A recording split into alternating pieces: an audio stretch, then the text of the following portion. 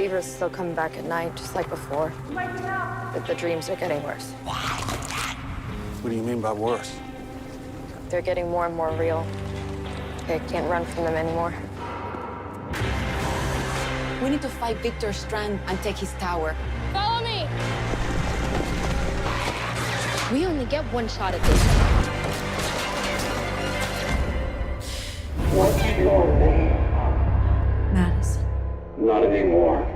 Hey guys, AJYT Abbott here, and welcome back to another Fear the Walking Dead review. We are back reviewing Season 7, and this is going to be my review for Episode 9, titled Follow Me.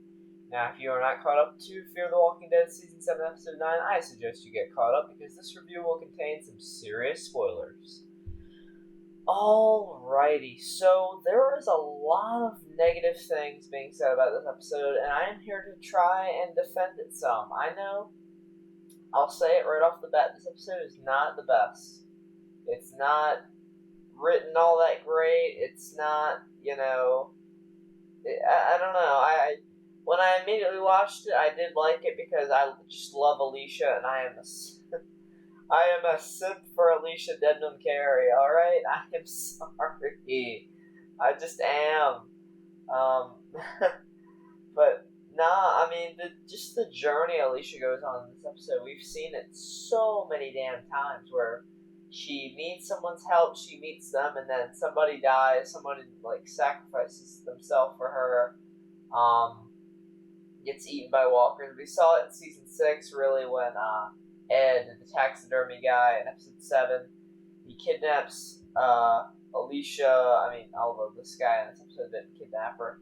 He, has Alicia in his house, and then walkers come, and Alicia kind of has to find herself and make her own choices in that episode, and then the dude ends up dying so that, the walkers don't get to Alicia. And he's like, go.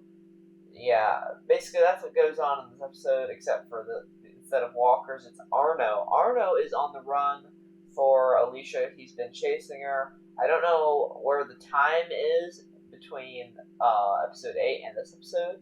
It can't be that long, because I feel like they definitely would have done something by now to get the group out of the tower, get Grace and June and the others out. But nah, Alicia has been having these weird-ass dreams, which I'm not a big fan of, because they're just, I don't know, they are just strange. It's just some weird dreams. She sees herself at the end of the episode, too, and she's like, Padre, the other Alicia, she's like, Padre. I'm like, what is this?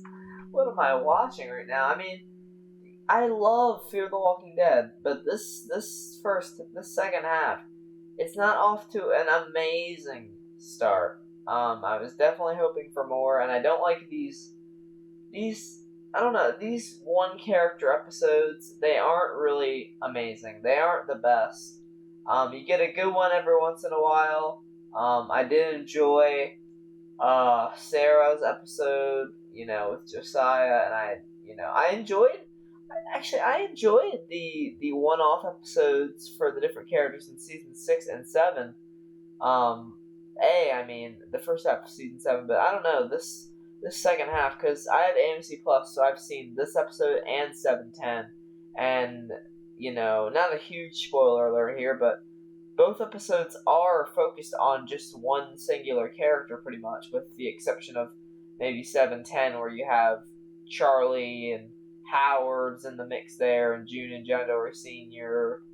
But Morgan's in this episode at the end, but he's not like a prominent member of this episode. It's mainly Alicia, and then there's this guy named Paul who is a musician. He's deaf, actually, partially deaf from the bombs. Actually, he lost his wife to the bombs, and he lost a good bit of his hearing to the bombs, and he helps out Alicia in this episode. Of course, we can't have a happy ending, so he just fucking dies, saving Alicia as she runs away. He kind of distracts a bunch of walkers, leads them to the house, and they fight Arno. Arno gets bitten, actually. I know I'm skipping all all over the place in this episode. But Arno does get bitten, and I think it's important that we know that because I don't. Sorry. We don't see him amputate it because he sees this huge, pothole. I'm guessing of where the nuke touched down. One of the ground zero for the nuke, and the walkers are all in there. It's a huge herd of walkers. Probably one of the biggest ones we've ever seen in Fear the Walking Dead. And yeah, it was cool to see that. But Arno's bitten, so it looks like he's gonna get his arm cut off. I wonder if they're gonna be that cheesy. I guess I wouldn't say cheesy, but don't have Arno make his own arm out of his bones like Alicia did. So then he's like, haha, I have my own arm of bones now with a blade on the end of it. It's like, no, just shut up, please.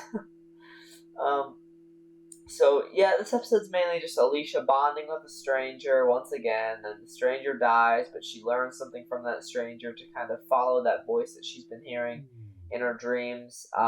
She decides that Padre isn't really going to work out. Padre is just a pipe dream, and that she's going to need to find her own place.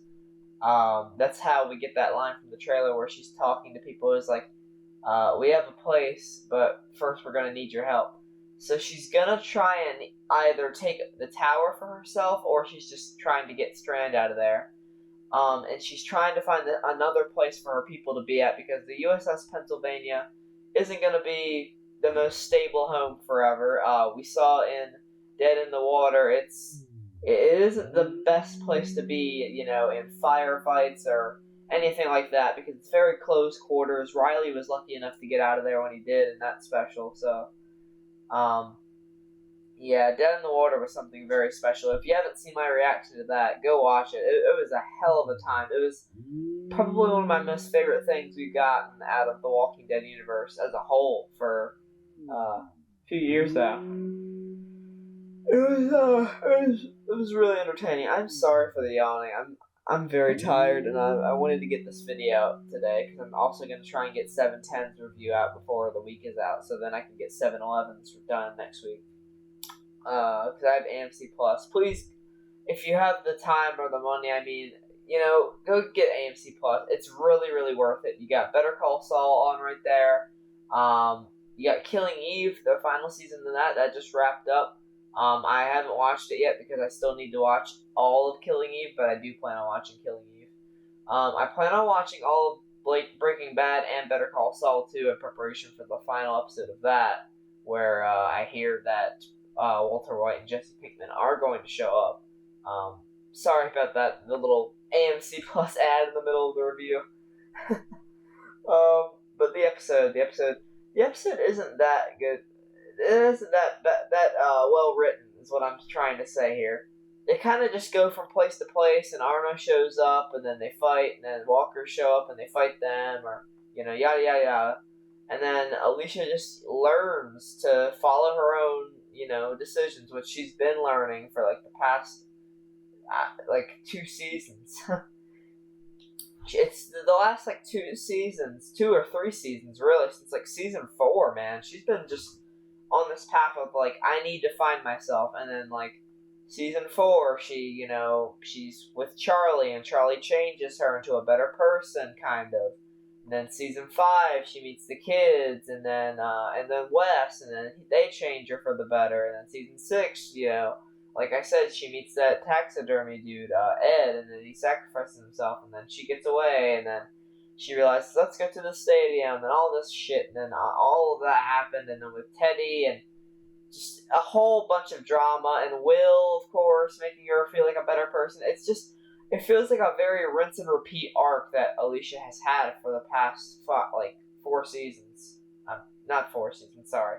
3 seasons. But I want her to, I hope this episode kind of cemented that as okay, Alicia is going to be a full-fledged leader now. She knows to follow her voice, follow her own decisions. She knows what is right, what is wrong, and she's going to be a good leader, and that's going to be where we leave it off with her, not so much development, but that story, because it's been dying to wrap up for so long now. I just want Alicia to be a leader, and then I'm looking forward to the confrontations between her and Strand. But, man, my boy Paul, he was very cool. He was very trusting, honestly. He trusted Alicia pretty easily. But I do like the whole, he was using, musical instruments to kind of take out the walkers. He was hitting Arno and shit with guitars and instruments and all that. And then he was blasting the music. I love the music choices in this episode. That was something that was good. I do love the colors still. I love the orange haze, of course, and then the use of color, the makeup actually also is phenomenal, especially on Alicia, of course, with her being very sickly. She does not look like she has slept in years. Oh, man, she looks so sickly and so weak, and they sell it so well that she's getting those fevers. But, honestly, that's all I really have for this episode. Not a whole lot going on. There's a lot more to talk about for 710, because 710 kind of hurt my heart a little bit. I'm trying to kind of get a system worked out here where I, get these reviews out done first, within that week. I just barely was able to get this one out, but, you know what I'm saying. I'm going to stop rambling. Thanks so much for watching the review. And I'll see you all in the next one. Let me know what you thought of the episode in the comments, by the way. Goodbye.